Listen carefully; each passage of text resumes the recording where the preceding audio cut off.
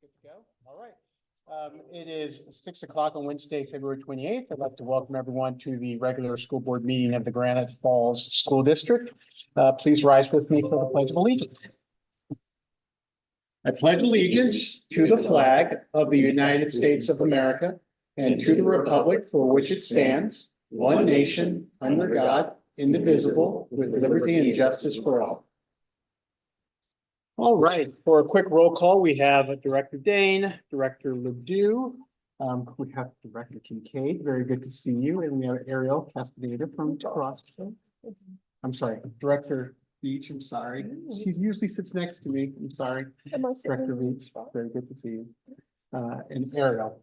All right, so moving on first to board comments. Does anyone have anything burning they want to start with, or? We can popcorn. Just a real short. Please. Really excited about how well the winter sports went in the community. All players, volunteers, coaches, staff, and really good turnouts on our events as we went into playoffs. And kudos to the band because they were awesome. Outstanding. Thank you, Director. Yeah, I'll just second the sports. Very exciting time throughout. They obviously love a championship. We'll get there, one of these days. But no, nothing else. Always just consistently beat the drum again too, right? Any specific questions, reach out to me directly. Happy to jump in, grab some coffee, have a chat. Outstanding. I did not prepare any comments for tonight, but it's my first time back since October. So thank you for acting as the president still, and I'm just testing the waters tonight. Good to have you back. Thank you. Ariel? All I have to say is our FBLA from both Granite Falls High School and Crossroads are doing their preparations for state, and another congratulations to them. And then also at Crossroads, something new that we are starting up is our student store. And so that's something very new and exciting we have. And that is all. I first want to give a huge best of luck to Ariel, who didn't say that she's actually competing also in FBLA in Spokane in April, right? Future educators. So best of luck to you, ma'am. I know you're going to do outstanding. Thank you. Certainly want to say ditto on the sports and stuff, as well as just, I've got some more stuff I'll talk about in the legislative report, but a lot of things legislatively happening that'll hopefully have some positive impact for us in the district from a SPED funding standpoint, and I'll touch on that here in a little bit. Anything else? Your board comments? Before we move on, and I forgot, I'm actually seeing a text from Director Kincaid. Is anyone comfortable making a motion excusing Director Kincaid for tonight? I'll make a motion that we excuse. Motion's been made by Director Dane, seconded by Director Ledoux. All in favor? Aye. Standing. All right. Item 3A, update on superintendent search. So this will probably be our last one. Obviously, we selected and have an incoming superintendent who's actually here. It's extremely excited to be able to work with her, and equal parts sad to be able to, unfortunately, to have Dr. M moving on to his next great adventure. I know Dana has been really active in the district. I've heard basketball games and stuff like that. She will officially be our superintendent as of July 1st. That's been executed. And we will be, that's essentially the last update that I have, unless there's anything else the board wants to talk about in that regard and stuff. I also would be remiss if I didn't again thank Dr. M for giving us the ability to be able to really get out early on this, and the fact that he's able to work collaboratively with the incoming superintendent and give her just a really great head start has just been invaluable, and just I'll always be in your debt for that, Dr. M. I really appreciate you allowing us the ability to do that, because there's a lot of districts looking for superintendents right now. And I'm very happy to be past that stage. So thank you again. Anything else on that? No. Okay. The other quick thing on item 3B, I just wanted to put out, and we don't necessarily have to make a decision on it tonight, is a discussion of a board retreat. Typically, we do a board retreat, or we try to do a board retreat with an incoming superintendent during the summer. So July, August, she's, maybe early September or something like that. So nothing that we necessarily have to decide tonight, but I would love if you could give me some ideas. Obviously, summer's busy for everybody. We go down to only one meeting a month. So this would be outside of our regular meeting. But I would love some feedback on availability for the summer. If you just give me like, hey, I'm this week, that week, stuff like that. I'm thinking probably it'll be out of the boardroom. Haven't really thought deep about what we would where we would meet. But obviously a lot of discussion with the new superintendent as far as strategic plan and stuff like that. Maybe a workshop or two, having someone come in and potentially, I don't know, talk about Robert's Rules of Order or something like that. We can obviously talk about that later, but just at the base level, does everyone feel pretty comfortable with that? Any questions or don't understand why we would do a board retreat or anything like that? Yeah, I think it's far enough out that we can make something work. Yeah, I know you're probably going to Disney World or. That's November. That's November, okay. So no pressure, just let me know your availability and then we can talk more when we get around closer to it. All right, moving on to item 4A, superintendent report. Dr. Rim, what do you have for us? I think I'll go up front and have Corey put that on the screen for me.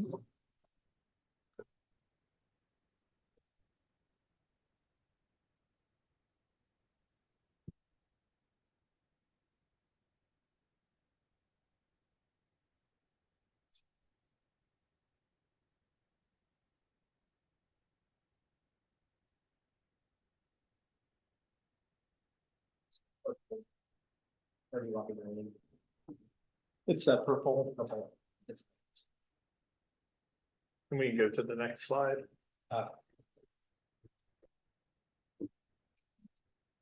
So there were just a few things that I wanted to cover tonight, just on the one slide.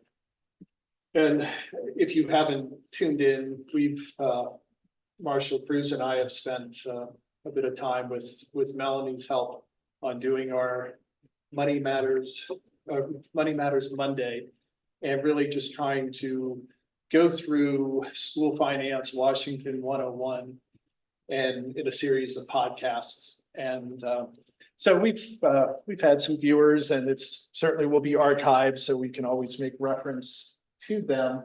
And we've certainly covered the overview of what a general fund is, what the levies are. I think probably the more important one is just what prototypical funding looks like in the state of Washington, because it is antiquated, and we know that. One of the things I wanted to share was a year from this month, the high school bond drops off. And we have spent the last year plus with a facility master plan committee, just looking at what our needs are.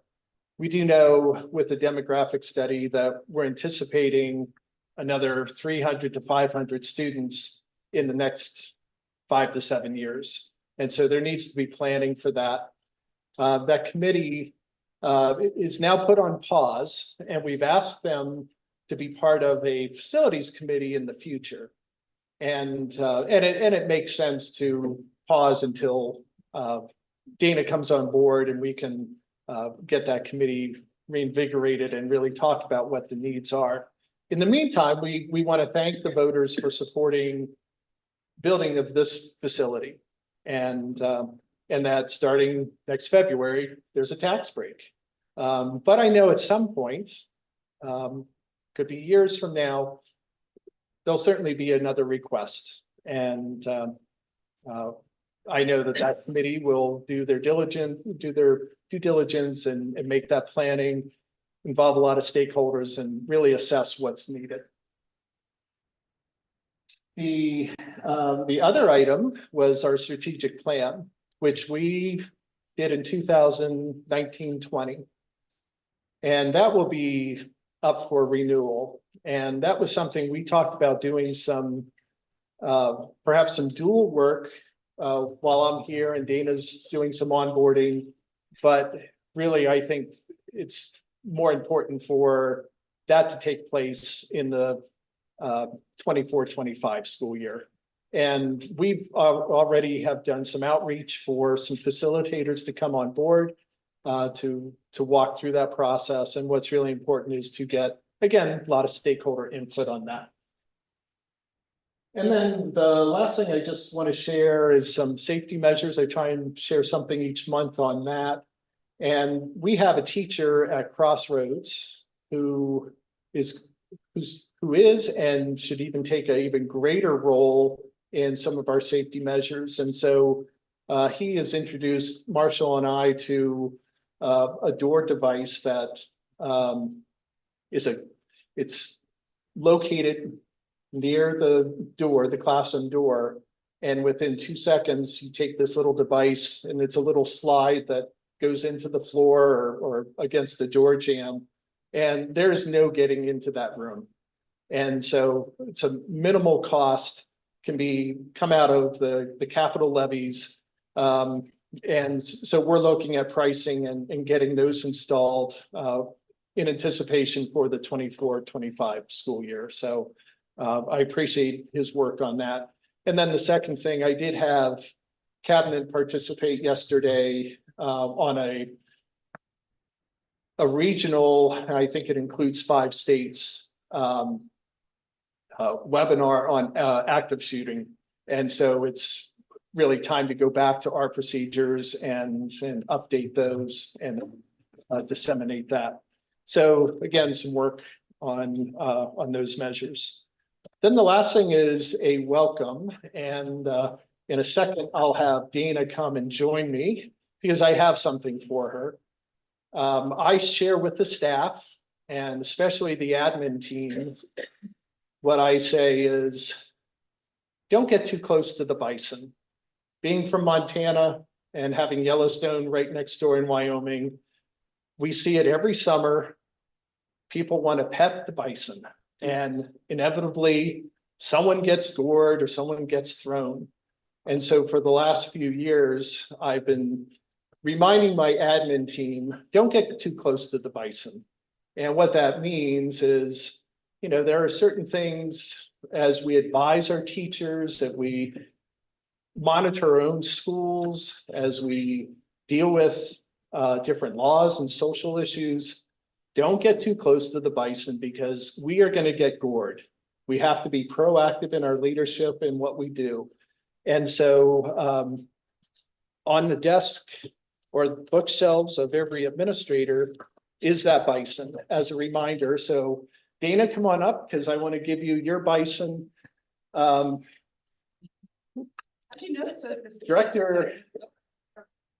Director Carey said something a few minutes ago about this transition.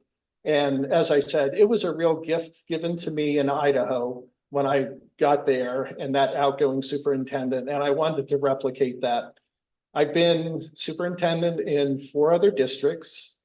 And when my successor would come along, it was sort of a handoff. I would always make myself available, but sometimes they didn't want to take the input or they couldn't, or, there were different regions.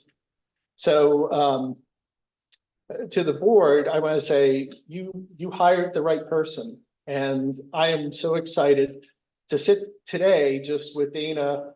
And she's done a lot of intel, which is awesome. And I always tried to go early as well. But she goes, I think I want to try this, I want to try that. And all I could do is smile because part of me says, that's a really good idea. I wish I had thought of that. But more importantly is at this point, I don't have that ego. I mean, as an outgoing and retiring superintendent, I am cheering for all of us, for this whole district. I'm cheering for Dana. I want to share as much information, and whatever she takes is great. But I do hope you keep the buffalo or the bison on your desk. I will. If there's one thing, I will. It'll so be an honor. there you go. Thank you.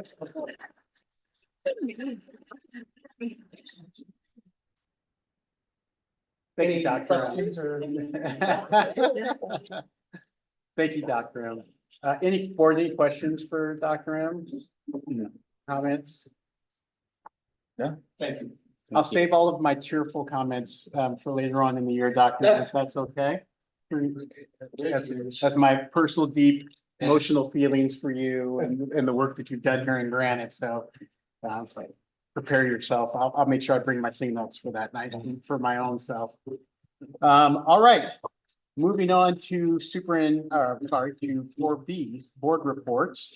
I'll go last just because I'm sure I'm going to talk the longest. Anything from WIA? No, just we're in the interstitial space. I guess we're just starting off with spring.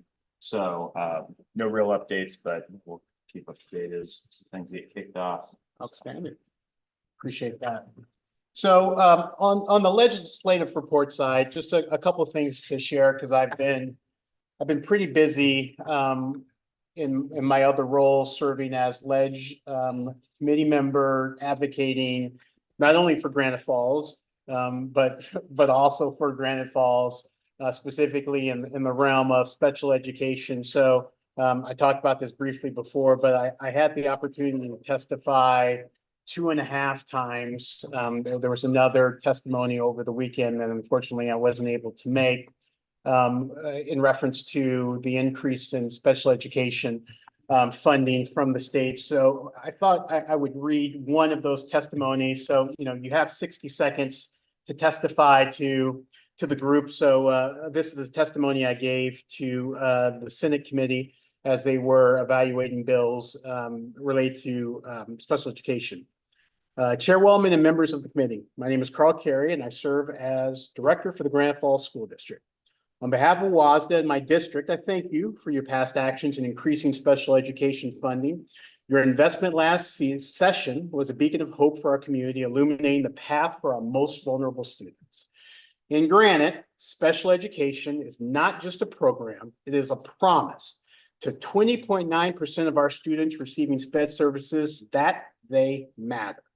Your previous investment brought in an additional $650,000, a monumental step in fulfilling this promise. However, the journey is far from over, and that is why we are in strong support of Senate Bill 6014. I humbly state the reality that our 2,247 students need equitable funding. Our current unfunded SPED costs are a staggering $2.4 million. A complete elimination of the cap for us would make all of the components of the existing funding model work. Despite our efforts to economize due to high impact students moving into our district, our costs have increased by $1.4 million this school year. This bill is our hope for a more sustainable future, is our call to action for the betterment of every child who walks through our doors seeking knowledge, support, and acceptance. Please pass 6014 and continue the work to expeditiously, completely remove the cap. So after that, there was some discussion related to removing the cap or increasing it and stuff like that. Then the governor's budget came out.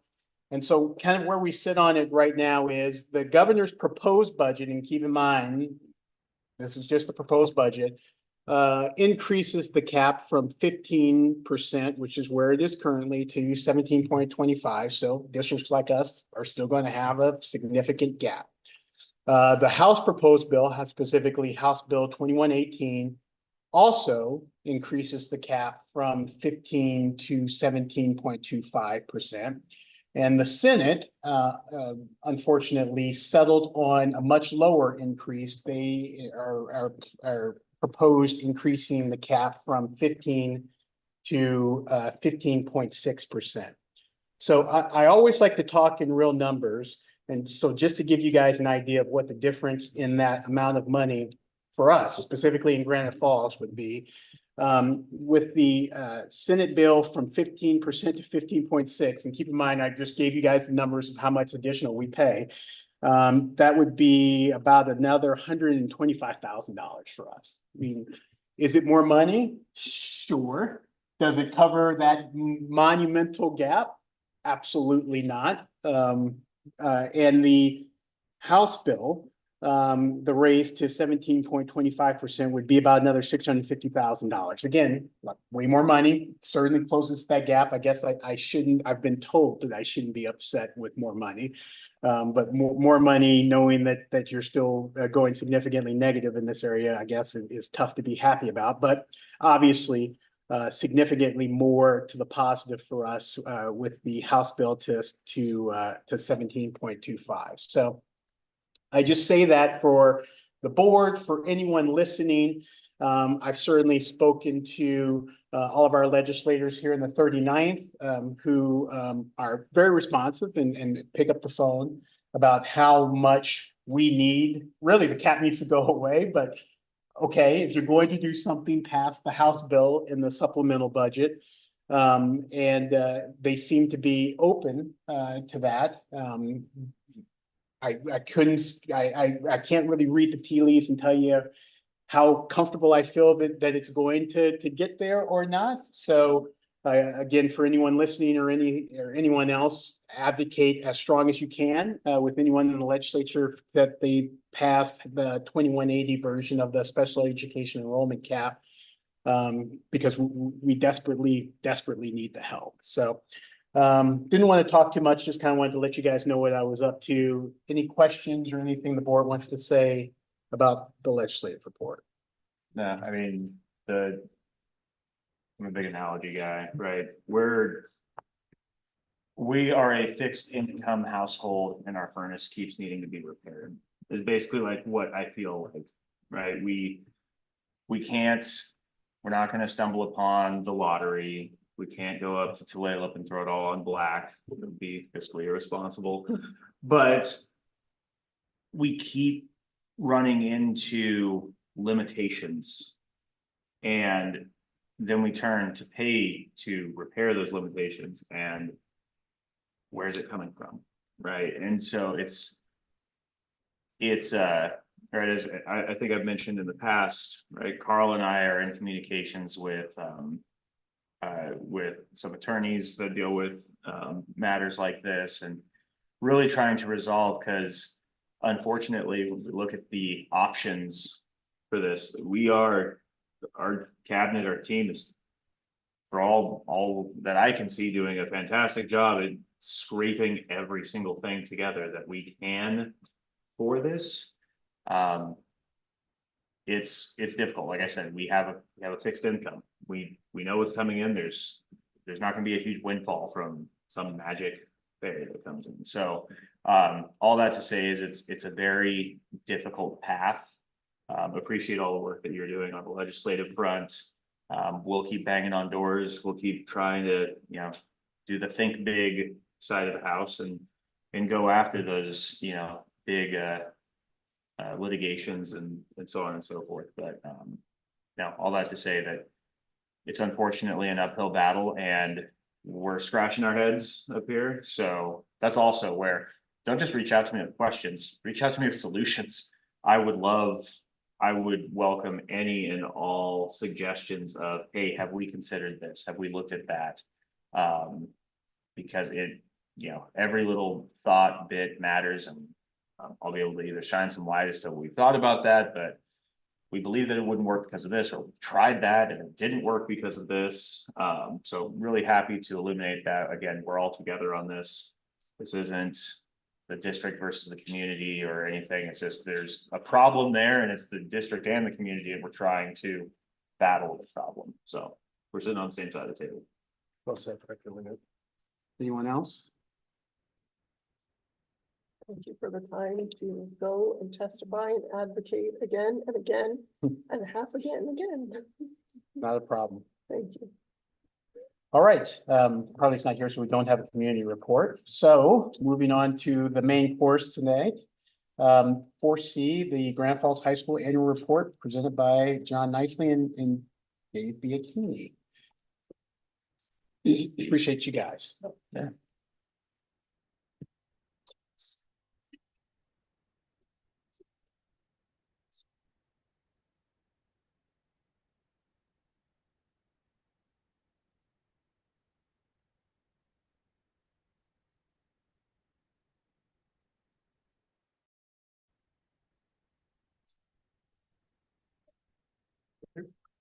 All right.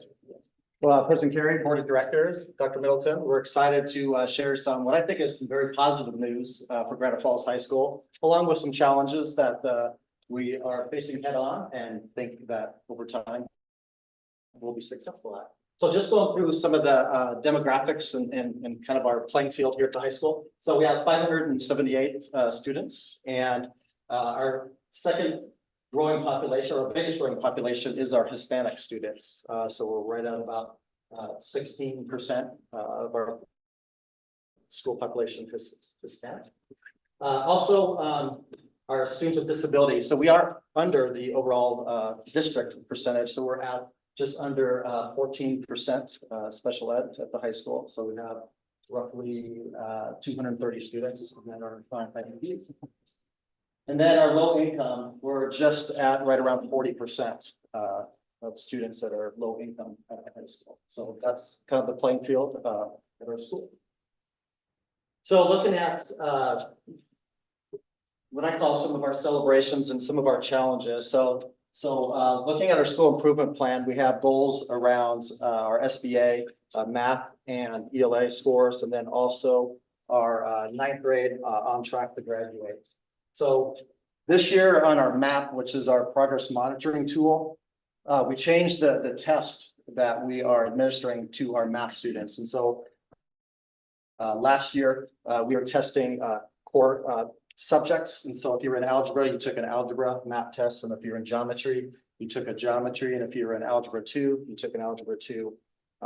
Those are not normed by grade level across the country. Those are normed by that subject area. So if we have freshmen taking algebra, they were being compared to maybe juniors or, sophomores that were taking algebra across the country. So we went to, it's more of a general knowledge of math, but it's normed by grade level. So we can compare our ninth graders to other ninth graders across the country. So this is our overall data for our fall and our winter. And so you can look, which I think some of the positives on here, that overall for our students, our growth from fall to winter, we're in the 73rd percentile across the country. So our students are doing well up against all of the students across the country. And our growth from the fall to the winter, we went from the 50th percentile to the 54th percentile. So our students are growing in their math skills from fall to winter. Then I want to look at specifically our sophomores, because they are the students that will be taking the SBA this year. So again, looking at on the K-12, so from fall to winter, we went from the 52nd to the 54th percentile for our sophomores. And then our growth is in the 63rd percentile. So our students are progressing and making progress as they're progressing towards taking the SBA. And this group, when they were seventh graders, was the year that we were in COVID, and coming out of the eighth grade, 11% of those students met standard, and so the growth that we're seeing through this sophomore class, and we'll talk more about this later, but not just academically, but socially and attendance and everything. They have really kind of taken the leadership and doing a great job in terms of getting themselves back into school, and you can see the growth there that John was talking about. One of the things that Dave and I are doing right now is we looked at all of the students that got a level 2 in eighth grade on the SBA, and we're calling them in individually right now, and encouraging them and telling them they were just right there. I call them our low hanging fruit, and encouraging them and saying, hey, you're right there, and you can do it when we take the SBA here in May. So what I have here is a snapshot of these same sophomores, but as freshmen. So this is when they took the course specific tests. And so what you see here is our 10th graders or last year's ninth graders that were in algebra, and then that were in geometry, and then we're in algebra 2. So you can see that as freshmen in algebra, and in comparative to students taking algebra across the country. They as far as achievement, they were in a low percentile, compared to across the country, going from 27 to 33 percentile. But their growth, they were in the 53rd percentile in growth. Now, what this does show up here is that the students that we are getting into algebra in 8th grade, you can see the middle portion, there was 22 freshmen last year that were in geometry, and you can see how well they did in geometry. Their achievement was in the 70th and 71st percentile. Their growth was in the 64th percentile. So our students that took algebra as 8th graders and then moved into geometry up here were very successful. And I know that Michael has got a good crop of 8th graders that are taking algebra this year. Yeah. And so for our ELA students, they took the math as well. And so because we gave the same test last year, we can see, we can do comparatives from last year to this year. It was the same test. And so last year, so on the bottom portion, these were the results from last year. And so last year, we went from 53rd to 54th or 56th percentile in achievement. We're in the 66th percentile for growth. This year, we're not exactly where we were at last year. But one of the things, and this is just something that we deal with all the time as staffs, is we lost a very veteran English teacher, Stephanie Restad, from last year to this year. And so kind of reshuffling grade levels that our English teachers are teaching. We have, 2 of our teachers are newer to Granite Falls. And so they're a really well, they work well as a team in the PLCs. And so I think we'll continue to see growth, but we took a little step back because we did have someone that has been here for a long time and doing a lot of great work around reading. Our whole staff recognized one barrier to learning is reading. And so we've doing a lot of work with the ESD this year and plotting some growth plans as we move into next year and years to come around some good reading inventories and ways that we can really measure reading in our classrooms. So this is a graph that I put together because I know last year we talked about attendance and the importance of attendance. So I put this graph together, which shows and down below each of these bars represent a bandwidth of percentage of attendance. So that first bar on the left, we have 29 students that have only attended school 0 to 70% of the school year. And they have a cumulative GPA of about 1.3. Then we have the next bar, we have 34 students that have attended school 71 to 80% of the time. And they have moved up to about cumulative average GPA of about 1.7. Then we have 101 students that have attended school 81 to 90% of the school year, and they have a cumulative GPA of about 2.3. And then we have 391 students that have attended school 91 to 100% of the school year, and they have an average cumulative GPA of about 2.7. So this is a good graphic that shows that attending school and being present at school, our students tend to do a lot better. The positive on here is we do have 391 students that are here a good majority of the time, and they are being successful in school. We have that smaller numbers, the 29 and 34 band of students that we're working with a lot. I send out a weekly message, to parents of students that have chronic absenteeism.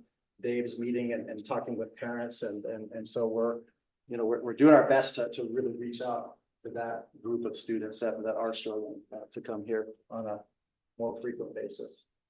So this is a snapshot. I think I've shared this with the board, but this is coming off of the state report card.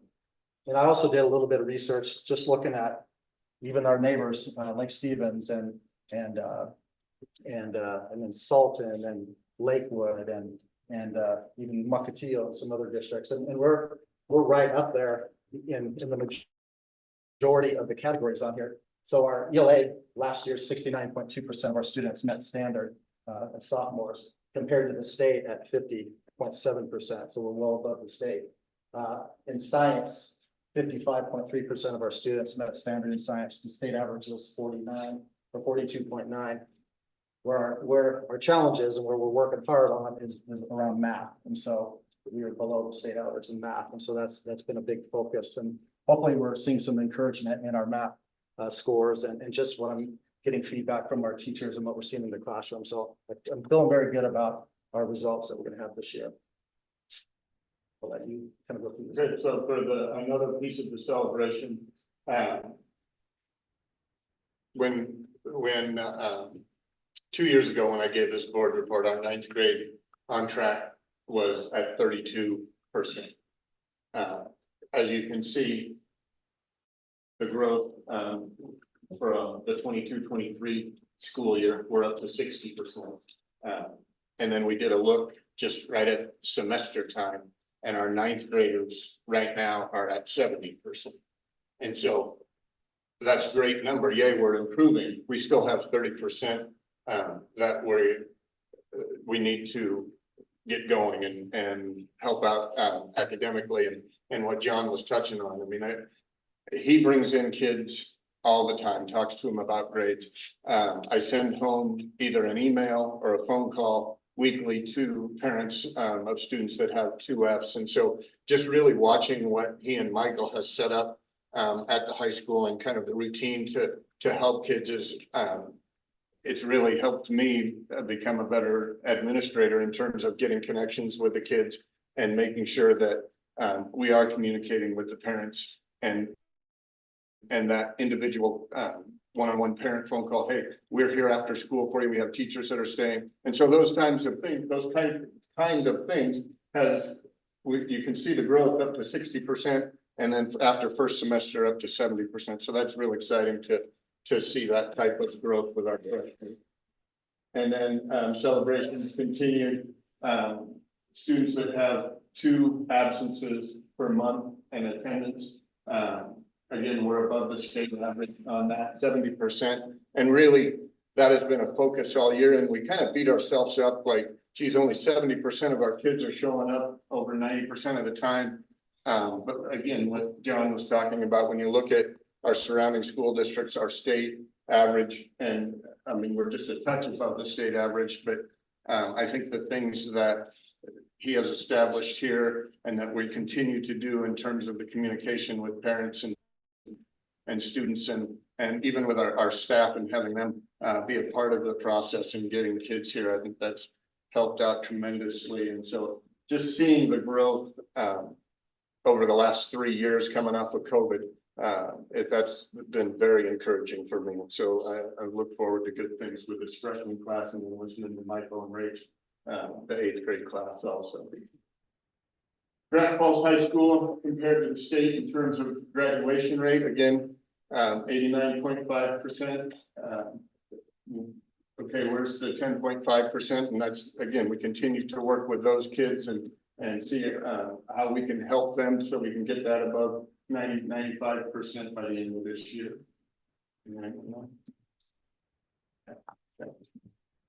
Okay, so some of our highlights of the year, and I heard you guys talk about just kind of congratulations with the sports. And I'm going to give a huge shout out to, we had 2 coaches that were also selected as Emerald Sound Coaches of the Year. In Anna McGar, she was selected as Emerald Sound Girls Basketball Coach of the Year. And then Chris McDonald, he was selected as Emerald Sound Assistant Wrestling Coach of the Year. And so it is pretty exciting to see both basketball teams make the playoffs. The boys basketball team get their first win in 18 years in the playoffs. And you can really see and feel that energy with the kids. The place was packed. Our kids were excited. Got a little excited and chants and hooped and hollered and had to have the game stopped once. But then if you look in the middle bottom of the screen, number 32 there, what a star. And he showed his basketball skills at the student game. Also some highlights that happened during football season. We had King 5 come for the game of the week. And again, the excitement that the kids generated, that was pretty awesome to watch. We had homecoming going on, some band stuff. Next week we have FBLA and our culinary group, going to state competitions. And so when you really look at this entire program that's here at the high school, and for me, this is all new and exciting, but there's a lot of great things and a lot of outstanding performances, not just sports directed, but really the entire program where kids are just excelling. We have a brand new, with our FFA program, brand new barns out in the back where kids are actually working with live animals that are back there. And so those experiences you don't get to see at different high schools. And our kids are really engaged this year, and you walk into classrooms and you can see the teachers that are really making a difference in the kids' lives. And so that's pretty awesome. One other thing, and I appreciate Dana already coming out and experiencing, you know, some of the things here at school. So we just finished Battle of the Classes. We had our culminating event here this last Saturday. And so it's just amazing to see, you know, students that you don't typically see out maybe in our sports or in some of the other aspects of school, but they get very excited and come out and participate in the various activities or the decorations of the hallways or the decorations of the gym. And so so it was very, very fun and something that was new that I hadn't seen in any other school that I've been at. And so I think that is one kind of capstone for, you know, for Granite Falls as well. And so you guys always ask, what can the board do and how can we help? And really and I say this every time I talk with you guys, just be an advocate for the schools, be a voice for the schools. And really what I think you're probably going to hear this from every school. Come out to the schools. You're invited to every event we have, invited to any classroom thing we have. I saw a couple of the board members come to the basketball games. They got to experience the excitement. But again, just seeing all the things that are happening here and to be a part of these kids and that gives me energy. And just to have the community support and your guys' support, I mean, that just adds to the entire kind of small school feel and creates that energy that's going on right now. So I invite you out to the schools here, just pop in, say, hey, I know teachers have asked, hey, how about if we can get a board member here to come and look what's going on in my classroom or this classroom. So the invitation is certainly there. I hope none of you feel like, oh, I better not go to the schools or high school because I don't want to interrupt anything. I think that's total opposite. They would love to have you come in and see what's going on and be a part of it. And then you ask, like, if money was not an option, what would be our wants? And I'll touch on a couple of them, and then I'll let John kind of wrap this up. Spring sports, obviously, started on Monday. 2 snow days. Today was just an absolute downpour. The baseball facilities, the softball facilities, they're not going to get onto those fields for the next 2-3 weeks. But they're just the drainage systems. They don't handle water well. We have a wonderful football field, track, basketballs. All of those facilities are the best in this county.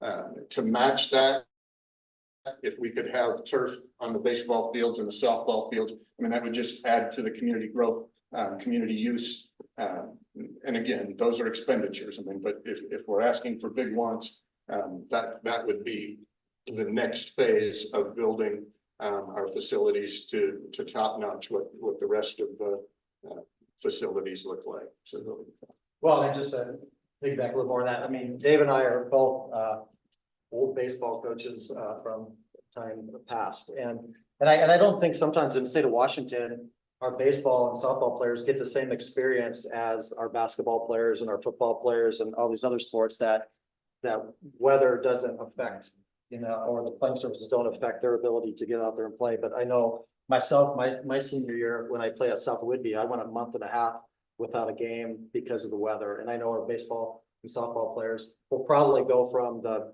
basketball court onto the baseball field or a softball field for the very first game and never have, you know, been on the grass. And so I know that a lot of our surrounding schools that have the artificial surfaces, you know, that water runs through like a sieve, and they're able to get on these fields and be able to play, even if it's misting or kind of a light rain outside. So I think, you know, we have such beautiful facilities here that I think that would just be that, cherry on the top, for all of our athletes to be able to go out and play.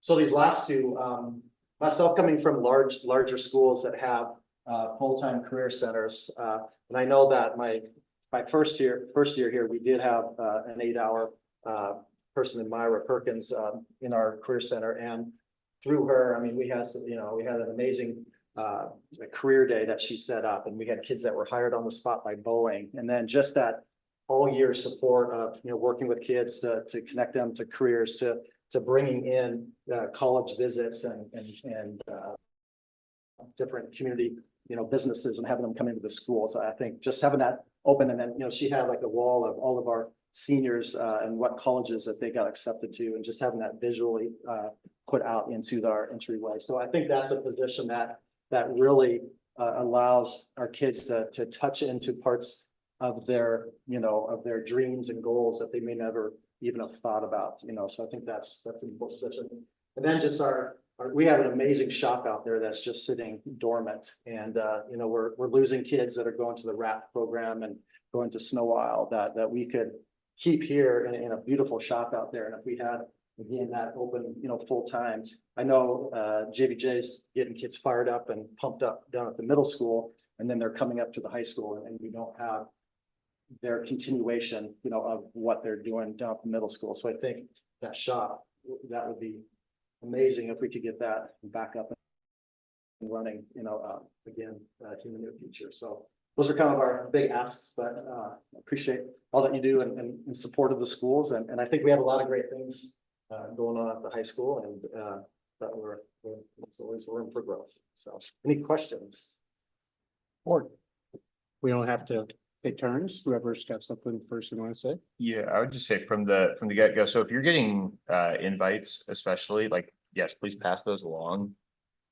Specific asks, it seems a little counterintuitive, but for me, very specific asks was with a date and time are way easier to accommodate than the come by sometime sort of asks, because we all you get busy and stuff, and where it's like, if it's like, hey, are you available Thursday morning at 9 a.m.? Well, let me see. I am. Cool. I'll be there, Thursday morning at 9 a.m. sort of thing. So first and foremost that. The other thing, so the GPA versus attendance, that was useful to see. I know last year we had talked about students failing at least one class. Do we have an idea of what that looks like as it pertains to attendance also? I can put that in the same. Okay, yeah, that'd be great, because I remember last year there were some strange correlations that we're trying to figure out, but that would be also useful. And that's really the freshmen on track, at least for the freshman class.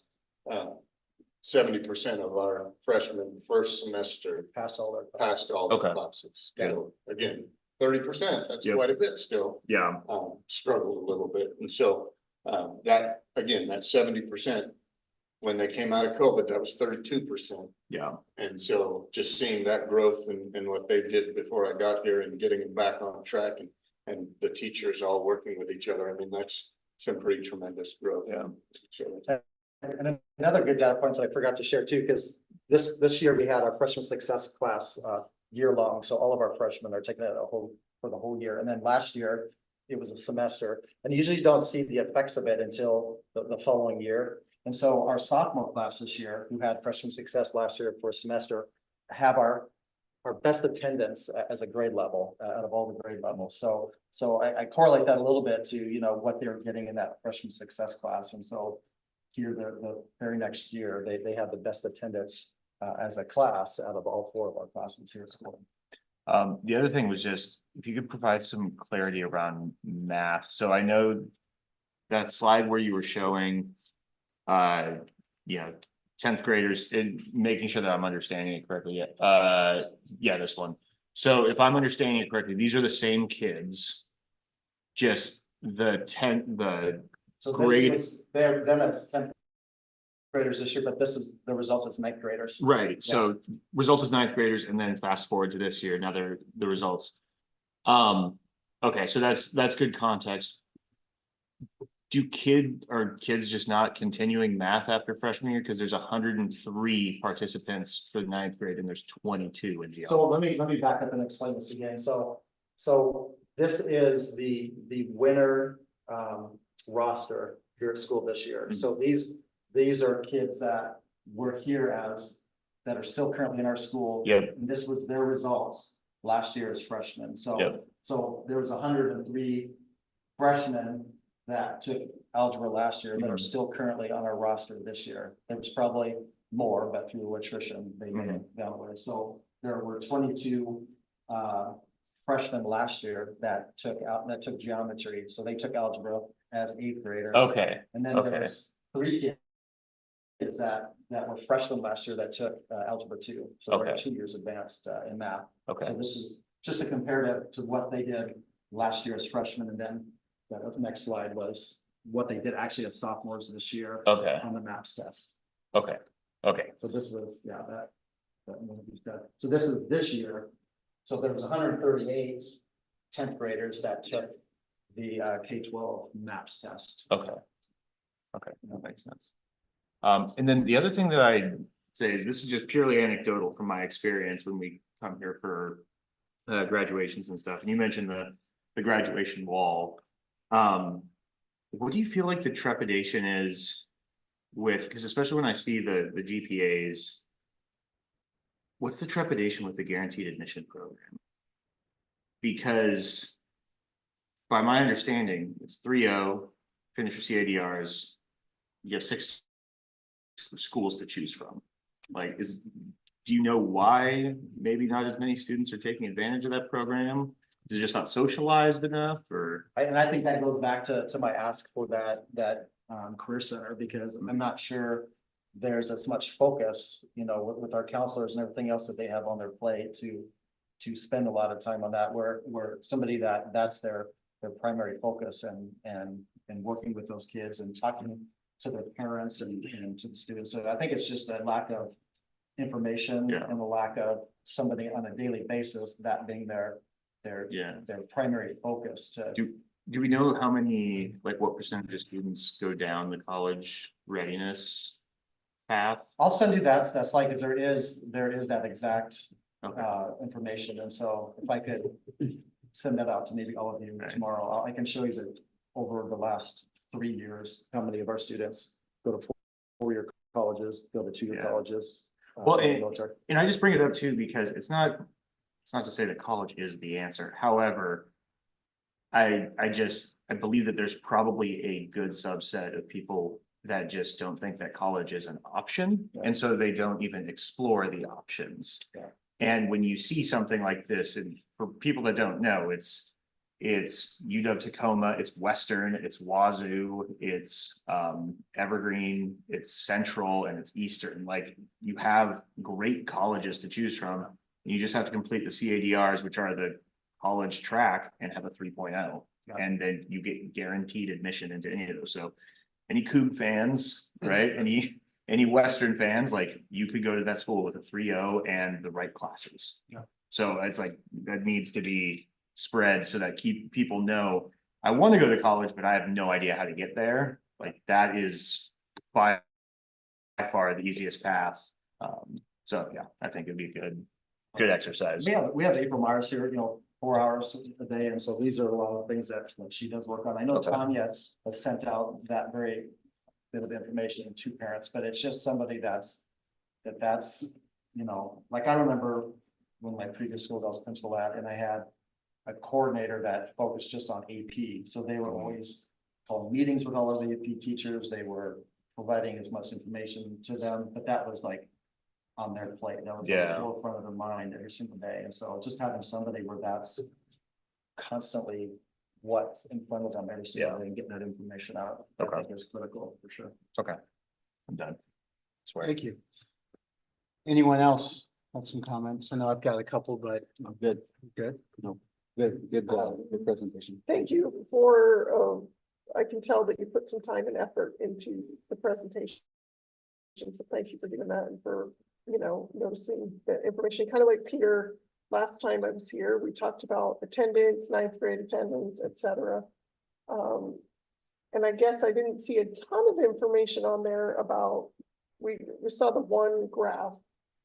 Do you know what the like improvement over, yeah, do you know what the improvement is from, say, last year or the year before? Because I know we're really struggling with certain grades, and there was a state goal that you were trying to hit. I can't remember what it was, but you know, I think it was state standards. yeah. Essentially. So do you have the information on where we are with the attendance and it meeting the, So is that the thing, two That's absences? two per absences. month? I think you're asking from the SIP from. That's the- 90%. If a Okay. student misses 2 days a month, Is it 2 full days, like the 6 classes? So if you miss 12 classes per month, or is it just 2? well, 2 days is, by the end of the year, you've missed a month of school, that still equates to 90%. Right, okay, Attendance. I just remember Michael doing a whole thing about,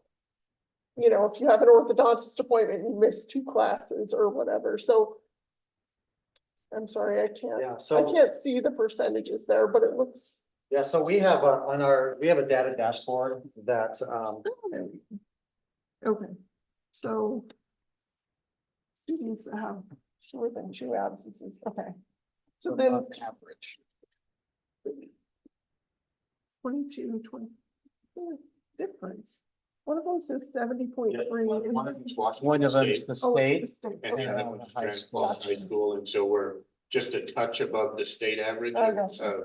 And that's overall students, that's Do not. you know how much specific we grade level. approved in 22, 23 from the previous year? Like over time? I've been starting to look at the attendance a little bit differently, because Okay. we have a data dashboard it's up to date every single day. And so it has a bar that tells you what the district average is as of that day, and then what the high school is. And so I think we're right around, just right around 70% of all of our students so that 70% of our students have been at school 90% of the time. But I'm also tracking it, and Michael's doing it the same down at the middle school. I'm looking at the daily attendance. And so we have improved, you know, percentage points, but on a daily average, we've got about somewhere between 82 and 84% of our students are at school every single day. So, I mean, I'd love to see that increase. And that's removing out, you know, people that are tardy to school, or but those are purely kids that are missing school. So Does this 70% indicate the excused absence versus the unexcused, or it doesn't matter? it's just absence. Okay. Yeah. So, other thing, I got a message from the high school about my daughter missing some classes. It was 1 minute and 47 seconds long and uses multiple voices. I wondered if you've had a chance to hear that before. I don't think I've ever heard what the message is. Uses multiple voices. It's a Well, if you have 1 minute, computer-generated- 47 seconds, I'll play it for you, but it's long and it's not great. Yeah. So, yeah, we definitely need to look at the message that's going out. Because number one, it played the message for me, and then it got all the way to the end, and then it started playing again, but for my husband. But it was still on my call, still on my voicemail, but it has Melanie Freeman's voice, it has voices that says the word unexcused absence, it has a different voice that says the phone numbers, and it has like 4 voices on there, and it repeats itself. But the thing that's missing is the call to action about what a parent should do. Like it tells us that attendance is important, being at school is important, all these things are very important. It's student achievement, it's tied to attendance, like lots of good things in this 1 minute 47 seconds that honestly, if I wasn't a board member, I totally would have hung up on. But I listened to the whole thing, but it didn't tell me. So log into Skyward and do this thing, or do this thing, or it didn't tell me So what that to can be do. changed. I mean, we can. Yeah, get so Melanie. whatever that is, I don't know how it gets triggered, but my daughter had, I guess, an unexcused absence. So I Yeah, got the even a message. period of absence will trigger the auto dial to the parents. Was the only one I got, but it's epic. I don't think you necessarily want to hear it right now, but I will play it for you after this meeting. I'd love to. And Definitely. it's good, but anyway, I think we probably need to look at what we're communicating out to tell parents like how to do something, Yeah. right? So in terms of communication, I mean, that the absence piece, Mhm. but I hope if you're a high school parent, you're seeing at least weekly communication through his letters that go home, either email or through the robo dial, but I think, I mean, he's certainly communicating better than I did at the middle school in terms of what's happening this week, what to look forward to, what's coming up, what you should do in terms of conferences coming up, Zoom conferences, how to sign up for those. And so I think that piece, I think he's doing a fantastic job in terms of getting the message out to the community. And I do get, I get your newsletters in my junk mail, but I get the text ahead of time that tells me you sent a newsletter. So then I know where to go find it. So now I know that they're there. The one frustration thing is on the communication front is, so I just sent a auto call out about the parent teacher conferences and about, you know, signing up for Zoom and all that.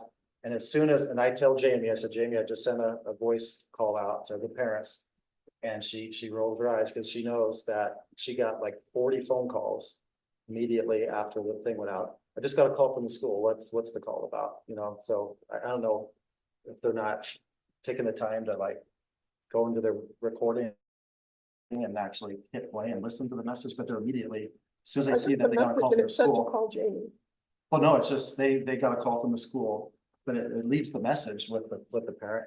But they call the school to ask what was the call that just came, and she'll get like 40 of them immediately after I sent a call out, you know, to the parents. And so for whatever reason, I don't know what the initial part is, if it just says you're getting a call from the Granite Falls School District. I don't know what the Mine said, it says protocol it's is. coming from the high school, and I answered it. It was your voice saying, we have it scheduled for March 4th and 5th or 34th or something, but we only have like 10 people signed up, so if you don't sign up, Yeah. then we're not going to do the Zoom conferences and we'll cancel them. If you have any questions, call the main office. We just canceled the second day of the. Right, but it says, it was weird because it said, this is a no student day, and I thought, does that mean that students aren't allowed at their parent teacher conference, or does it mean that students aren't going to school that day? I wasn't sure about that, but then if you listen to the message, the last thing it says is call the office,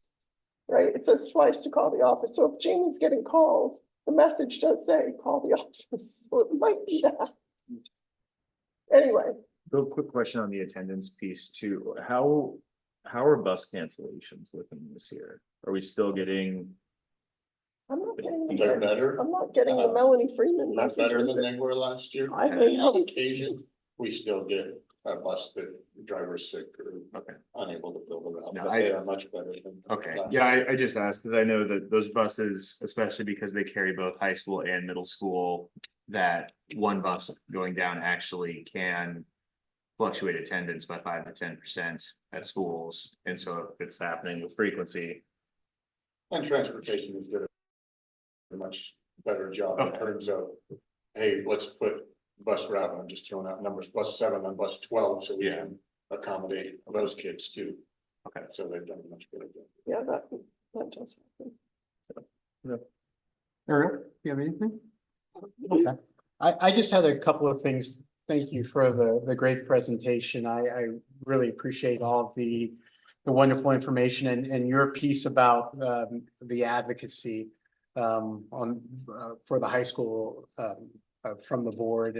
I think is actually really key, because just as you were presenting, I was just thinking to myself, if I took a poll of, I don't know, 10 random families in the district, and I asked them, you know, do you think the Granite Falls School District graduation for your graduation is higher, lower, or equal to the state average?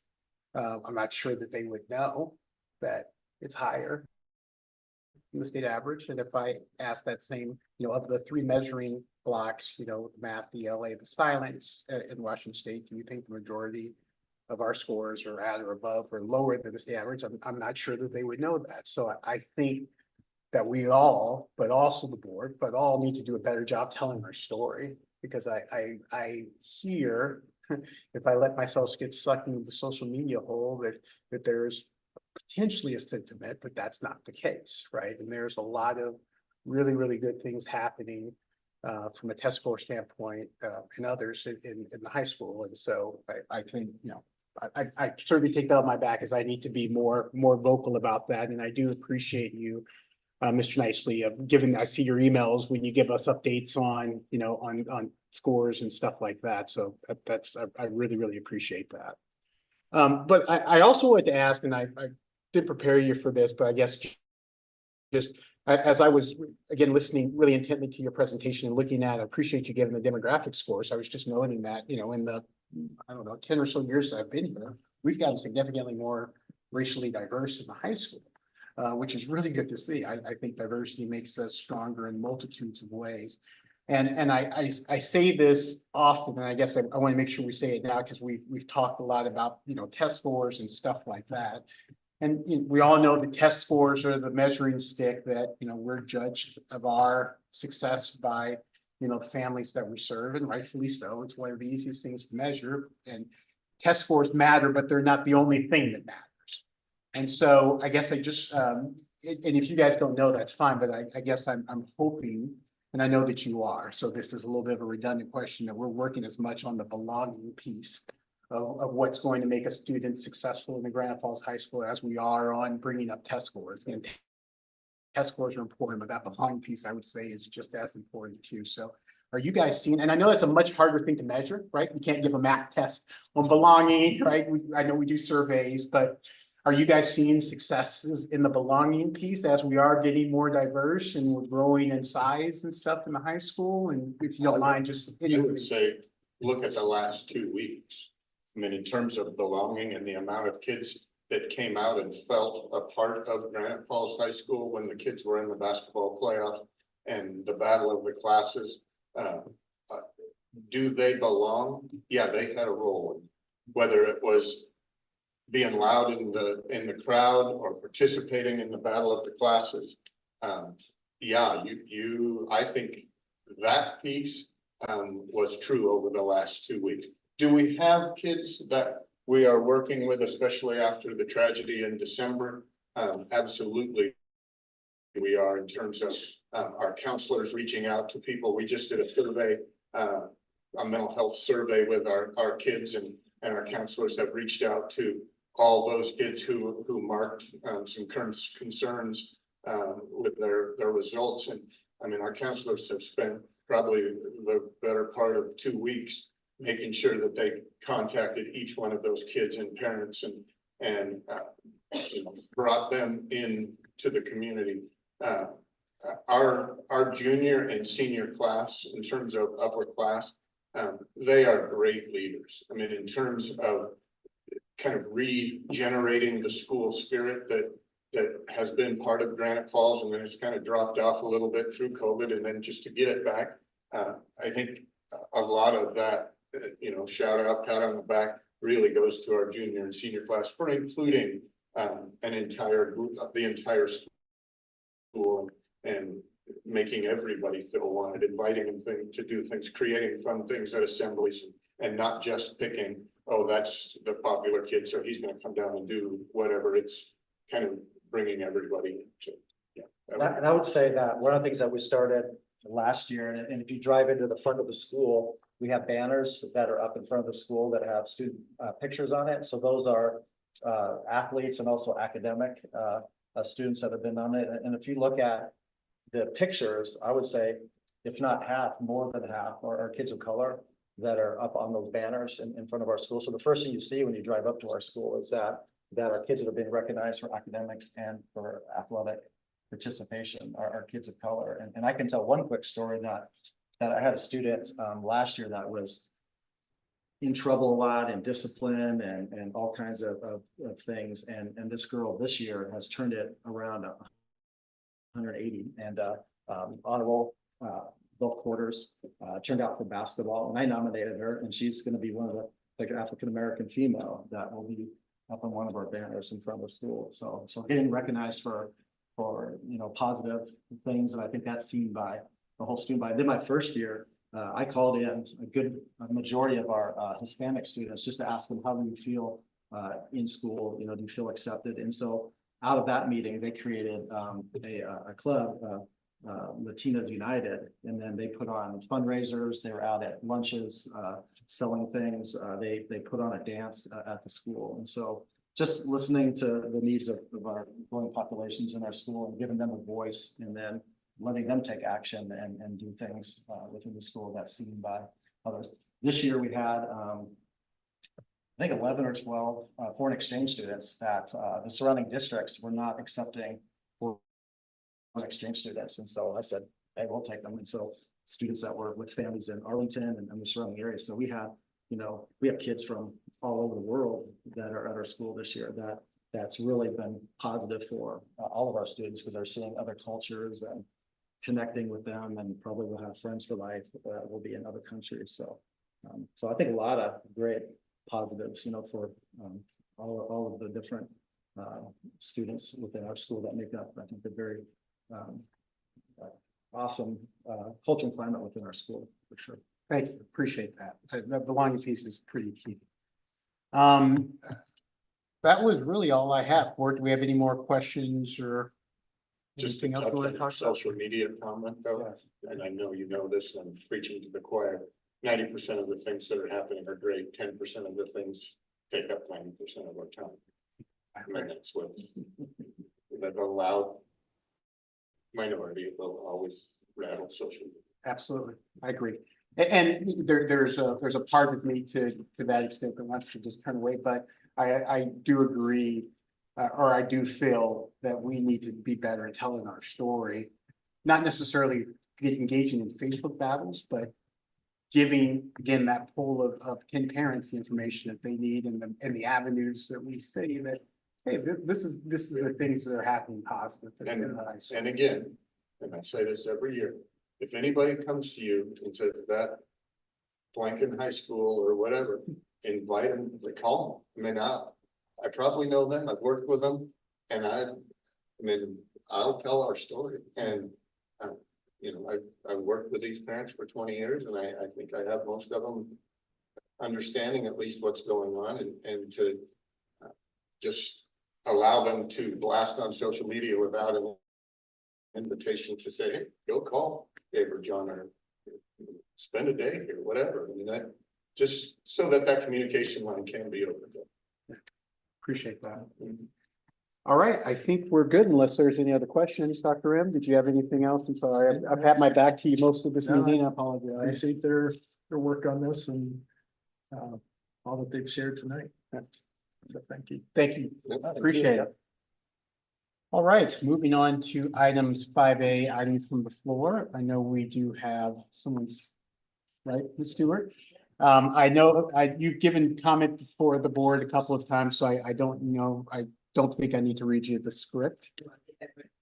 Yeah, we, if you don't mind, standing up and just kind of introducing yourself. Obviously, we'll give you 5 minutes. Typically the board doesn't respond. How it goes, but go ahead. Hold on one second. We appreciate you coming through, by the way. There we go. All right, go ahead. Rebecca Stewart, again, here speaking at the board meeting.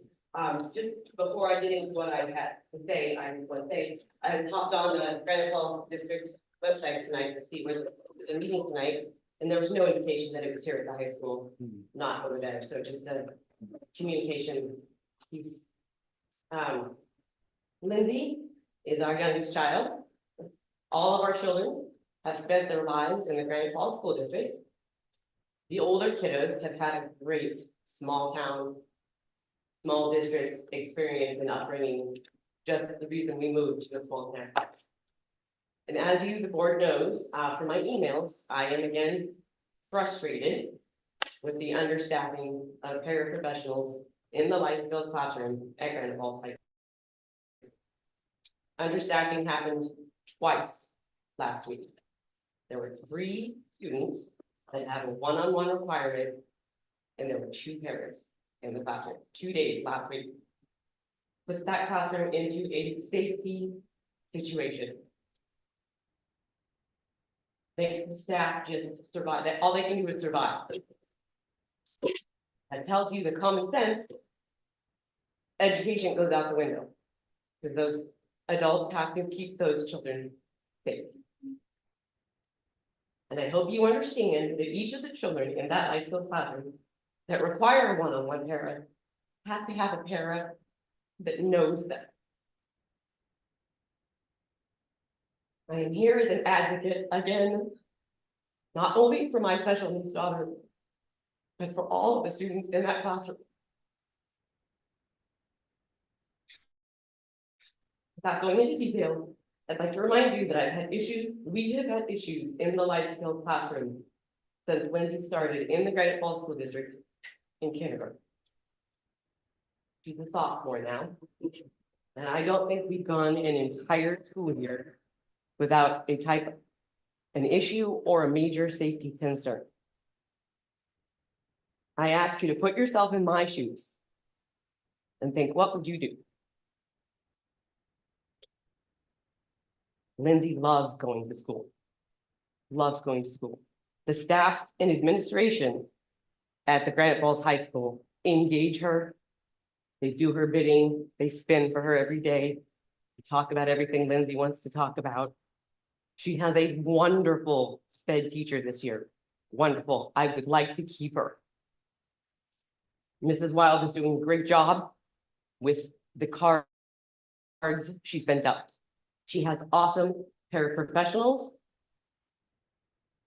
And I would love to never have to send another email or come and speak at another board meeting. So I'd like to know what you can do so you can never hear from me again. Thank you, Mr.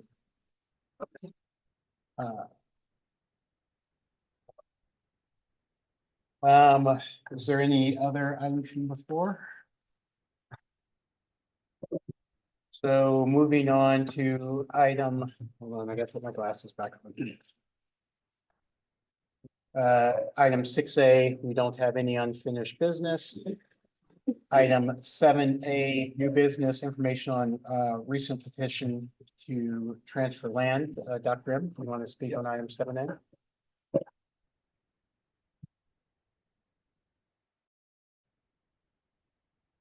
Oh, yes, I'm sorry. Oh, we can dismiss I'm administrators. gonna miss my 1 minute and 47 seconds.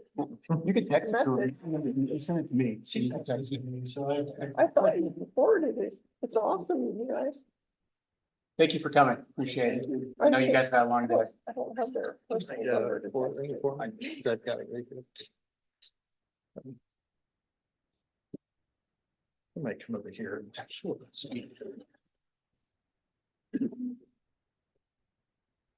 We have a land transfer request, and in a few minutes, I'll probably ask you to stand and take a closer look at the map itself.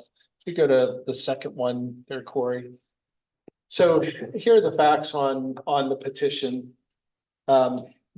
This is from a neighborhood and was properly sent to the Northwest Education Service District. That is the steps that are taken when a neighborhood or group of or land wants to be transferred. This is the Carpenter Ridge subdivision, 32 homes. And they have no plans for future building. The request is that the land be transferred to Snohomish School District. There are 62 registered voters in that subdivision. 41 were in favor of the transfer. And currently they have 25 elementary school or middle school age students. There are no high school age students at this point. 8 of them go to Granite Falls School District, 7 go to Snohomish. They do choice transfer. There are 1 or 2 that go to either Everett or Lake Stevens, and according to the petition, those are parents who teach in those respective districts, and they take their children there. One is a private school, and then there are 6 homeschool students in that neighborhood. And in the petition, they cite, they're looking at Snohomish for environment, education, and programs. So just to give an idea, I know this is far, but again, I'll invite you to come up and get a closer look. This is at the sort of south end of our district. So we have Road Menzel and Menzel Lake, pretty sort of parallel, headed south, and they're connected by Carpenter Road.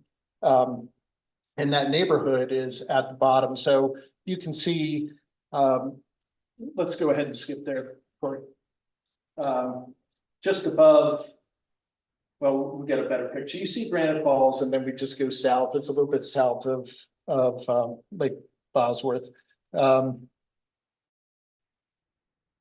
here you can see, is there a pointer on this? There is. Okay. So here's Road Menzel and Menzel Lake. And then North Carpenter Road. And here is, this is Google Maps a few years ago, or they haven't updated. Here is Carpenter Ridge, that subdivision, and again with that number of houses. When we look at, this is the map that shows where directors, where the director boundaries are. And again, so here, oops.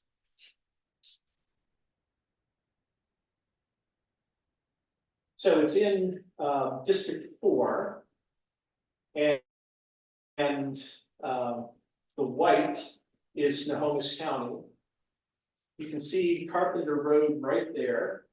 And then it goes up to Menzel Lake, and there is that development.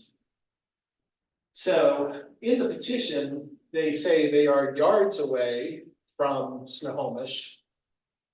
Well, there are quite a few yards, I guess, right here. But I think the point is, what they're trying to make is, here's Snohomish County, there's Snohomish County. They actually go into our district to drive Carpenter Road to get to that other side to pick up students. So they do literally pass right in front of Carpenter Ridge. And I think that's the point that the petitioners are asking or making. So going back to Google Maps, and on this screen, it's a little tough to see, but this black line, again, represents down here Snohomish County, and then this is our district, and there's Carpenter Ridge.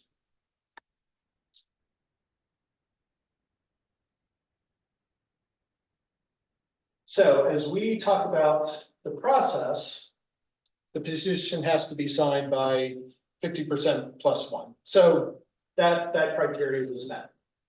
And then after receiving the petition, we have 90 days to negotiate with Snohomish County.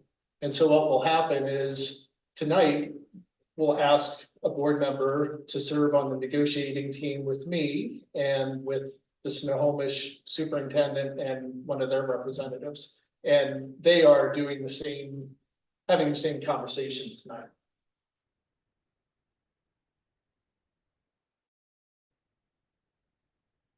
Thank you, Corey. So once the teams meet, they'll come up with a recommendation. And the rationale of that, a written summary is presented and brought to each school board, and you would vote on whether you approve of this land transfer or not. And then depending on how it goes, if both boards agree that, yeah, this should happen, then the ESD starts the process and notifies the county, and that transfer occurs.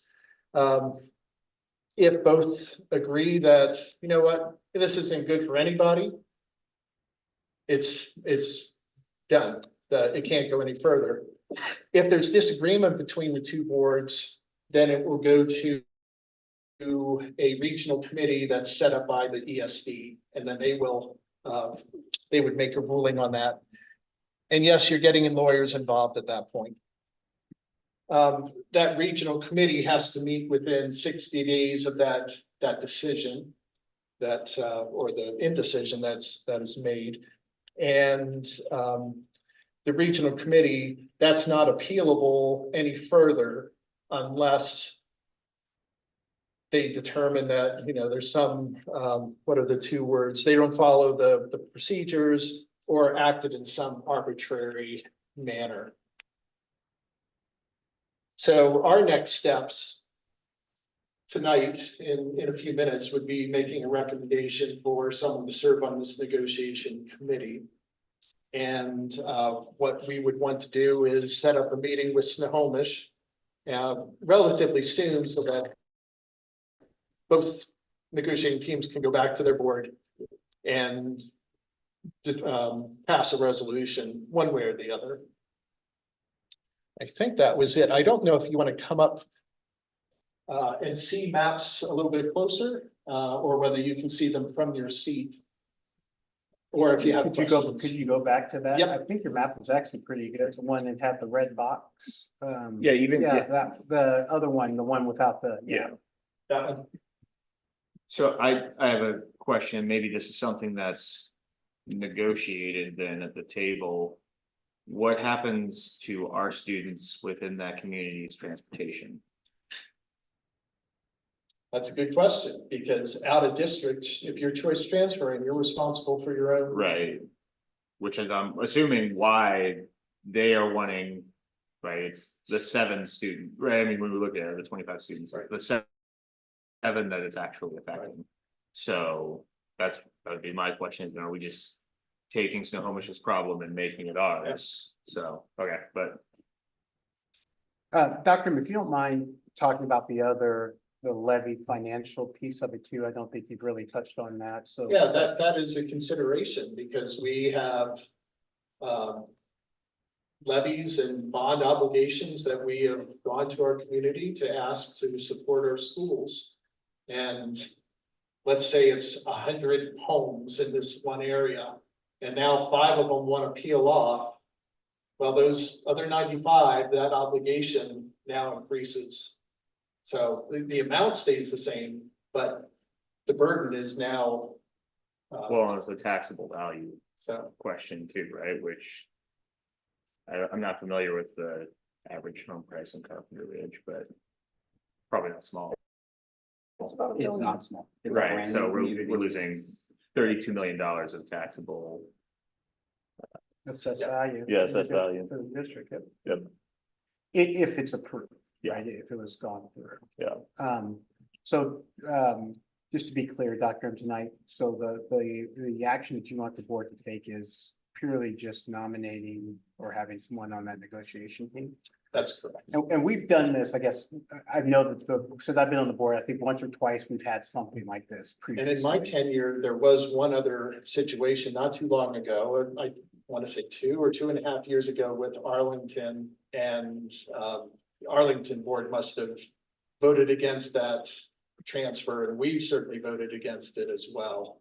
So, and I visited with the Snohomish superintendent, and he thinks it's going to go a certain way, but both districts need to learn about it and talk about it when that resolution comes up after those negotiations. Any other discussion? By the way, I told Dr. M, obviously, we've had a couple of conversations about this. I would be happy to represent the board on that negotiation team, if everyone is okay with that.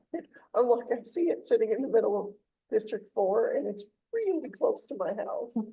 If I threw a tennis ball, like my dog could fetch it in the neighborhood, kind of close to my house. And being a former neighbor of Director Beach, just up the road, I mean, Carpenter Ridge is right there. Yeah, it's the same school bus, to answer your question about school buses. Yeah. What do they do? So 2 years ago, before those houses were built there and people moved in, the bus turned around at my house. So now it goes down and it turns around at their driveway. Gotcha. But that's not unheard of. The Arlington school bus drives right past my house too. Yeah. You know, But I'm saying like, the only thing that well, close to that's my different house. is like. They have a better turnaround now. Yes. So the steps is then the negotiation team gets together, we make a recommendation. We agree, we disagree, whatever that is, and then that comes back to each board and that's when the board formally votes, right? That's correct. So what that negotiating team would come up with are just looking at the pros and cons of it and then coming back with really a couple of resolutions, resolution to, yes, let's do this, or no, let's not transfer this land. Okay. So Do you need a formal motion? we do need a formal motion. Okay. Do you want to make, someone feel comfortable making a I'll motion? make a motion. I don't wanna make a that motion for Carl myself. Perry represent us in on the negotiation team with Nope. Snohomish Mission on this land transfer deal. Motion's been made. Is there a second? I'll second that. Second by Director Beach of District 4. All in favor? Aye. Aye. Okay. Thank you. You and I can talk offline on dates and stuff like that, Dr. Yes, correct. All right, moving on to item 8A, the consent agenda. Is there any additions, Paris? Okay. We added additions to the consent agenda and more additions to the consent agenda. The next addition would be the even Okay. more additions. to- Is there a motion to accept the consent agenda with the additions? Does everyone have the additions and feel comfortable with it? I do. I'll make a motion that we accept the consent agenda with additions and more additions. Motion's been made. Is there a second? Second. Second by Director Dane. All in favor? Aye. Aye. All right. It is now 7:31. Do not have an executive session, so I will adjourn the meeting now. Thank you for coming out. Did you